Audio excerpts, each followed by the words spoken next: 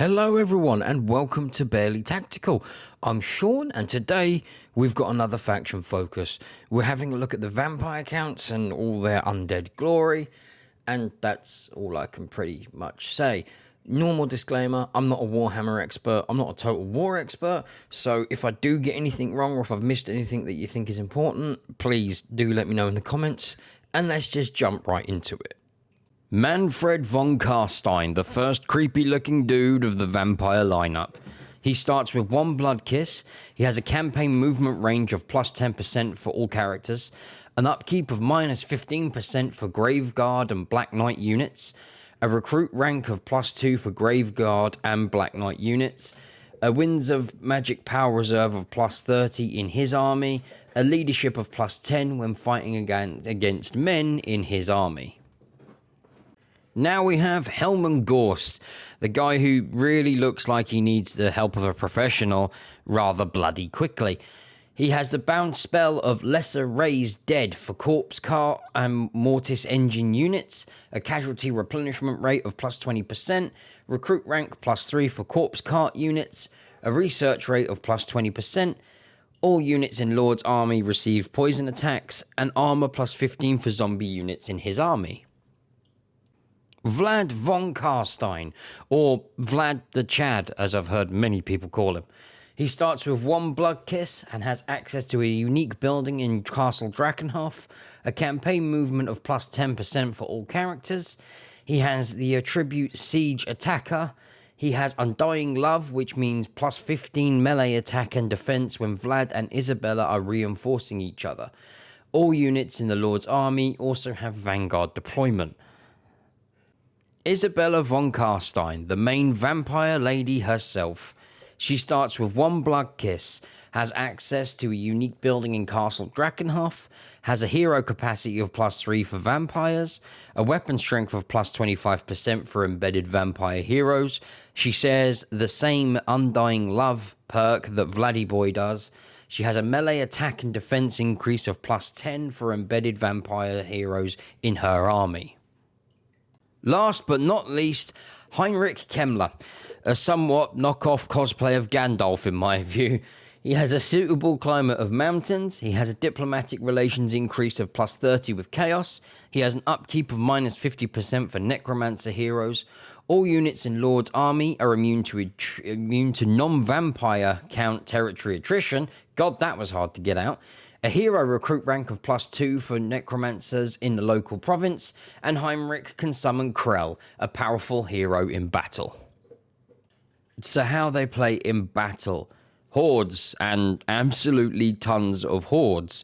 You can get zombie and skeleton troops for incredibly cheaply, and they get cheaper as you go along, to the point of having, well, no upkeep. So, hey, you can get a full stack 20 army within a couple of turns that costs you nothing to keep going. You can't really argue at that. It's not all about the hordes of skeletons and zombies though. You will get access to some pretty nice units, especially a couple of good cavalry units, the Hex Wraiths and the Blood Knights. You get some relatively good monsters as well. In fact, monsters are probably the strongest point of a vampire count army in my view. And your heroes and lords are bloody strong as well. Not to mention the fact that they're fielding vampire lore, which is probably one of the strongest lores in the game.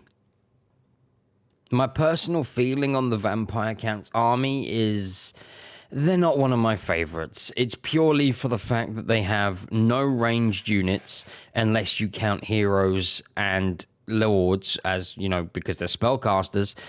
But also, you do get one, maybe two, I think it's only one unit in the campaign, which is unique to Sylvania, or however you bloody say it, I don't know. So, with that, I mean, that's just personal preference. I love ranged armies, I love watching everyone die before they even reach my front line, and that's just not possible with the vampire accounts. So, they fall down my list of favorites, if you will, just because of that. Now, the vampire count campaign can be a little tricky Being undead, as soon as you step foot on the lands of the living, you're going to take attrition, so spreading vampiric corruption can be quite important, especially for your armies that are more expensive and not as expendable as your regular forces. Also, your settlement's public order will be determined by the level of vampiric corruption you have in the region, so maintaining it is going to be really damn important. So depending which lord you've chosen, although a lot of people will argue the only ones worth choosing are Vlad and Isabella, you will want to start on focusing any lands around you that already have vampiric corruption, such as Castle Drakenhof. Taking too much attrition early on with enemies pretty much surrounding you is really not a good idea. Much like the Vampire Coast, you have the ability to raise units very quickly and very cheaply using the Raise Dead mechanic.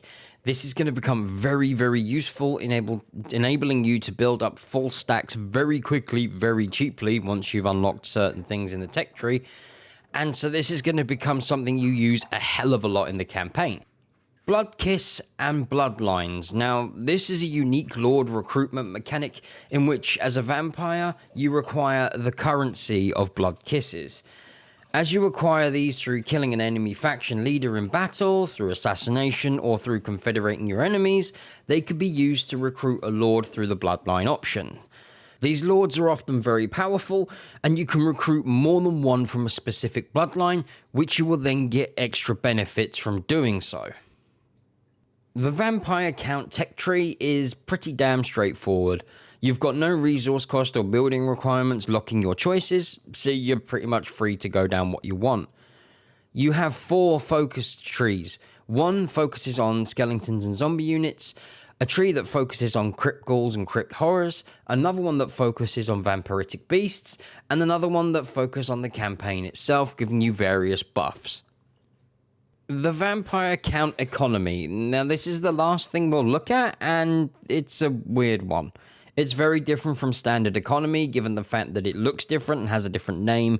You no longer have gold, it's now dark magic. It works exactly the same way, so it's just an aesthetic change, nothing more than that from what I can tell. But this being said, you can generate a lot of it pretty easily, plus the heavy upkeep reduction costs on some of your units means that actually you're going to be able to get a pretty damn healthy economy going. So I think that pretty much wraps it up, really. My general thoughts on the vampire counts is, they're alright. They're just not my cup of tea, really. The lack of ranged really puts a dampener on them for me. They're still very good and are quite a bit of fun to play as, but just not my go-to faction. So, again, thank you for watching. I really appreciate it. We recently went over 100 subscribers, which is absolutely insane. And I'm planning on doing a live stream of a modded run because I've never really used mods before when we hit 500 subs, so that should be something. If you do want to catch any of the Let's Play stuff, go check out my Twitch. That's where it all happens. There's also some preview things of Humankind and other strategy games on there, so it's not always just Warhammer. Anyway, I'm going to stop rambling now. Thank you all, you beautiful gits.